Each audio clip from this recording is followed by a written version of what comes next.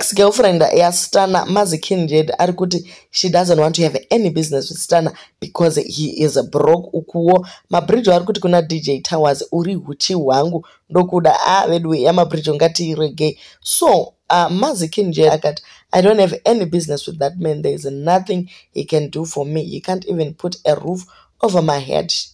She wrote here on Instagram akataura zvakare kuti izvoni he has a financial state cannot afford mazeeken kamusikana anoda kalife kepamusoro. And the other thing also is the 21-year age gap. Anditi haungati uri kudanana nemurume akakura wapedza ipapo hapana chaari kukupa, achikusveta ropa achikuchembedza.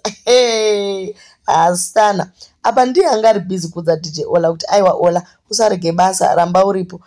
Iye anoudza vamwe varume kuti employment inoitwa sei, iye ari unemployed achikonewa chero kupusha brand rake vedweka.